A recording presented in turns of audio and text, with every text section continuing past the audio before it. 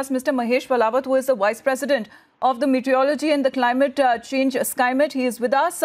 Raghu Murtugude is also with us, who is the Faculty of the Atmospheric and Oceanic Science and Earth System at the University of Maryland and visiting faculty at the IITB. Thank you very much, gentlemen, for being with us on Republic. But, sir, Mr. Palawat, if you can help us understand the current scenario as it is now moving towards the Maharashtra coastline with an intensity. Earlier it was said that it will be hitting the coastline between the north of Maharashtra and south of Gujarat.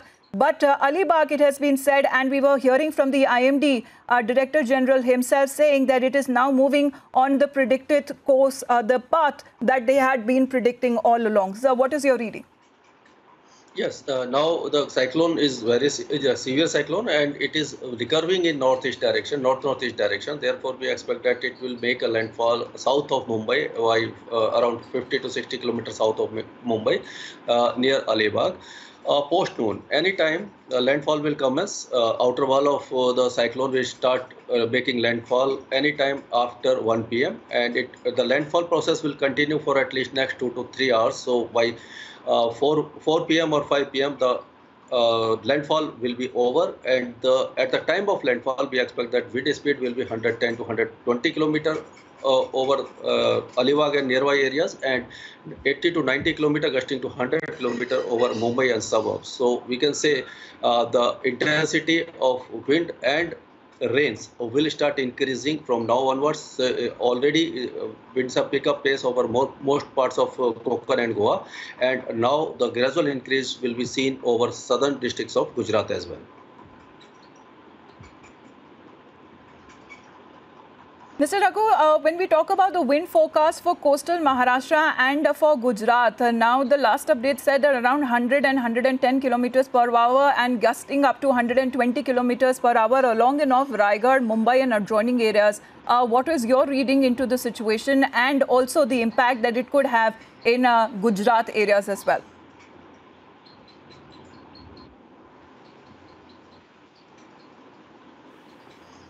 Hello, can you hear me?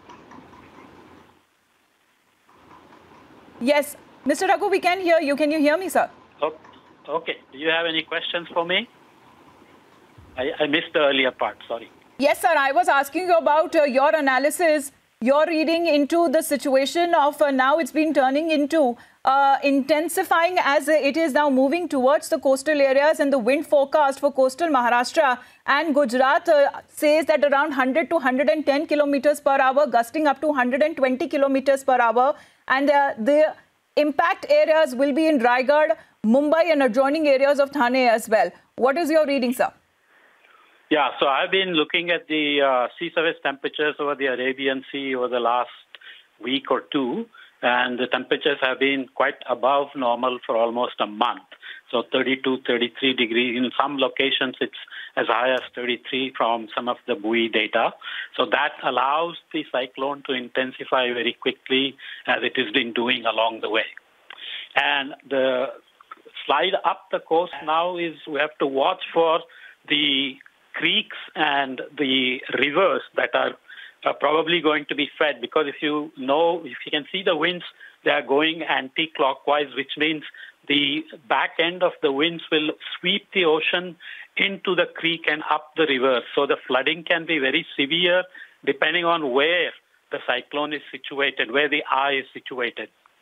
So the winds will come off the land onto the ocean and sweep the water in. So the storm surge and inundation, which has been forecasted to be 1 or 2 meters, can amplify when it comes up these narrow creeks. That's what we have to watch out for.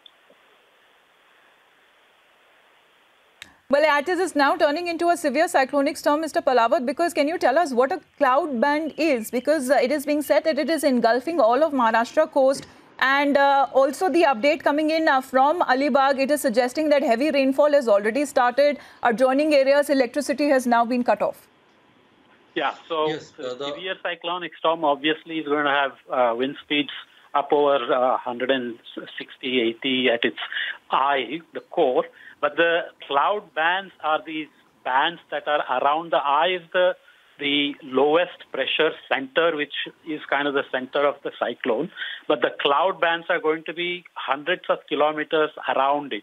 That's why we get these bands of rain. If you are in Mumbai, for example, you've been getting rain and then calm and then rain again and so on.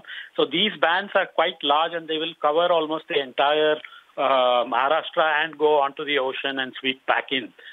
So that's the kind of the cyclone. The damage is kind of highest near the eye of the cyclone because you have what is called the eye wall. Around this low pressure center, you have a very strong pressure gradient. The eye wall has the strongest winds and the strongest rain bands.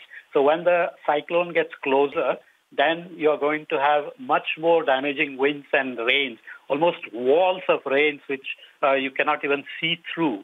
So right now we are just getting the outer bands, high winds. So Alibag is beginning to get the outer bands, and slowly the eye is moving up at 10, 12 kilometers per hour, and is going to arrive here in a few hours. Mr. Raghu, we also have Mr. Palawat with us. Let me also go across to him for a question, because Mr. Palawat, the cyclone, which is likely to also commence recurvature shortly and thereafter move towards the north-northeastward.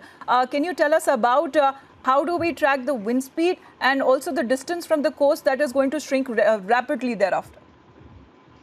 See, at present, the cyclone is around 100 kilometers south-southeast of Alibag, and as it approaches land, the speed of movement of cyclone will also start increasing. At present, it is around 12 km per hour, and gradually it will increase in speed. That's why we expect that it will start making landfall around after 1 p.m.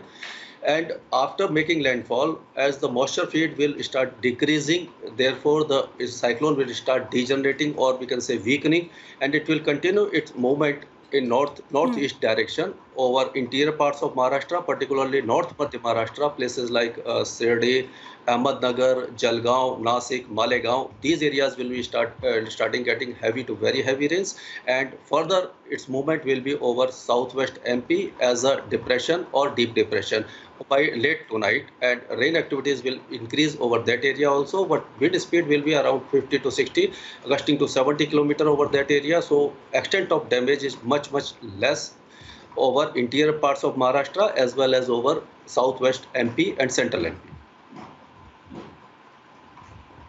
But Mr. Raghu, because if we talk about the damage assessment, yes, after the impact, do we assess other damages that could be caused because of flash floods and adjoining areas of Gujarat and Maharashtra? High tidal waves are also expected, and landslides as well, because in this area of the Arabian Sea, such kind of cyclones are not very frequent. So what could be the other areas of impact of the cyclone? So the winds are covering such a large area, and the coastal regions are obviously the highest impact in terms of the storm surge and inundation combining with heavy rains in cities which don't have proper drainage systems and so on. You're going to sweep in the water from the coast and you're going to dump a lot of rain. But as you go inland, the pressure center begins to fall apart and then go off in different directions. But the winds and rainfall will continue for several hours, maybe to a day, depending on how much more energy it can pick up from the various moisture sources along the way. The main moisture source of the ocean is gone, but it still has life for several days and may reach all the way into MP and the Himalayan foothills.